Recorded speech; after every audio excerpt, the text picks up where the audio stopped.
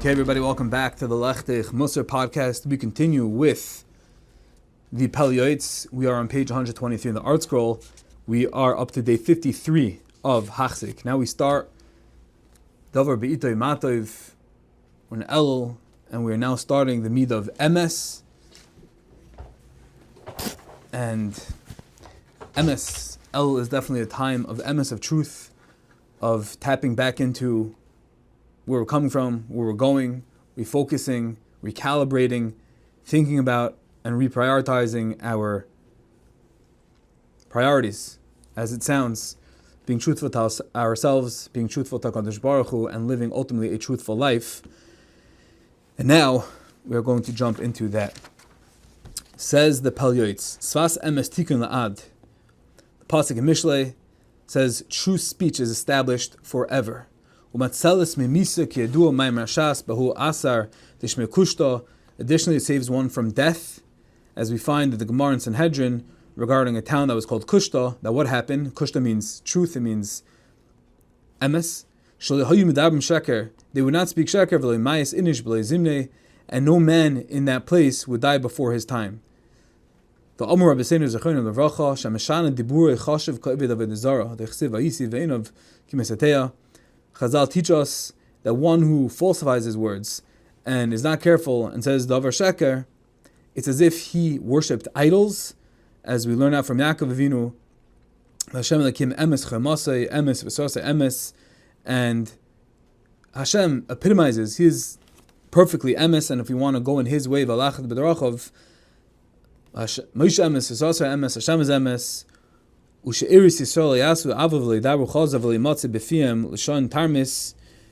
we learn out from this pasuk in Tzefanya that the remnant of Klal Yisrael will not commit corruption, they won't speak falsehood, and a deceitful tongue will not be found in their mouth. So this is talking about La'asa Lava in the times of Mashiach. A prerequisite to live in those times is going to be only with a truthful mouth, a truthful tongue. There are many people who have trained their tongue to speak falsely. Became something that's like completely permitted. To the point where people fabricate literally nothingness for no purpose at all. And to such a person, about such people, the pasuk says, woe to those who bring guilt upon themselves with cords of falsehood. This is the Navi Yeshaya who's talking about them. So just think about a person who wants to have the bracha of the Navi, be a tremendous thing. To get the klala, Rachman al-Islan, of the Navi Yeshaya, you don't want to be part of such group, such association, and Yeshaya curses such people. Woe to those who bring the falsehood on themselves, and when the lies are told to achieve a certain cause, let's say in business, in these cases, this isn't considered falsehood. El b'shem charitzos v'charifos v'shtadus. They think that it's not falsehood. They're meraheta. They justify in their minds, and they say that they have to do it, and they have to act in a way of diligence and shrewdness in order to support their business. And what else do they say? People say, and it's probably from the Western culture something that's very prevalent, they say that a person who doesn't lie and make falsehood, they can't turn a profit. Says the Pele Yoeitz, v'sheker anu, but proclaiming falsehood with this sentiment as well, with this meraheta, with this justification, the very opposite is true. And it is impossible for a person to really profit if he's going to act and conduct his life in such a way. Why? Maybe we see people that are matzliach and their lives, they're shakonim, they're ganavim. She'amu Rabbeinu Zechron Levracha. Chazal teach us, b'medrash Mishlei, shekishe nichnas noich leteva bag gam kein shikol likanes. Chazal teach us in Mishlei, the medrash in Mishlei, that when Noach entered the teva, sheker, falsehood, also wanted to come in. Omer loy, Noach said to falsehood, however we understand this as a medrash, what did Noach say? Tzeyu v'akesh lecha bazog shekol abam al teva zachar unekev bo Noach said, go and find a partner for all that entered the teva. It was either a male or a female.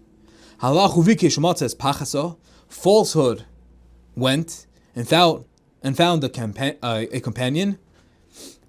And who did falsehood find? It found loss. Falsehood lost. That was its companion, her companion, his companion. He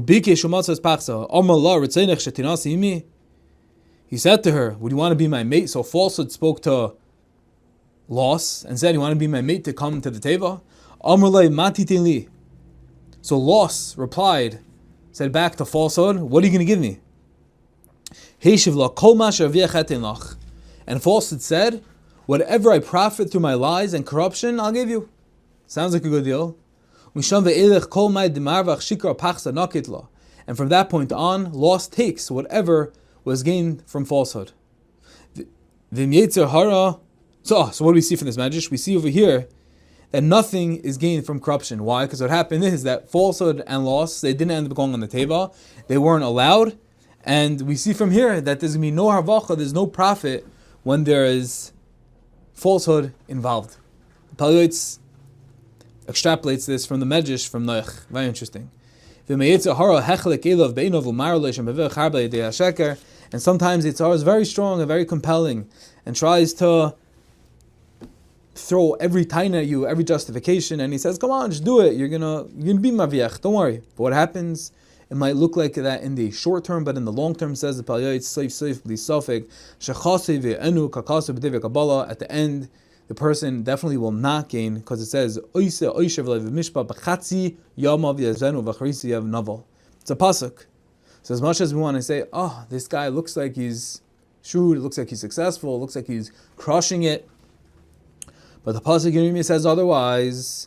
One who amasses wealth unjustly, in the middle of his days it will leave him, and at the end he'll be considered nothing, a rogue, which means that it might look good for the short term. It may seem that things are panning out, pointing in his direction. It's a green day, it's a positive day, he looks like he's up, the market is up for him, but at the end of the day he's going to get destroyed, he's going to lose everything, and it's not kedai. And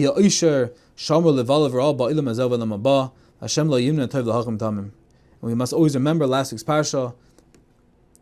A person must always be tmimistic, must always be wholesome with HaKadosh Baruch Hu, and we don't look at the short-term gains, we look at the big picture, and ultimately one who is going to sign up, subscribe, and be on Hashem's team, despite whatever's going on, despite however the world looks, the Western world, the world of the rich people, Tzaddik Brother, Rosh of Toivle world.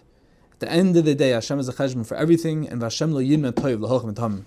Hashem will not ever withhold good from those who conduct themselves with wholesomeness.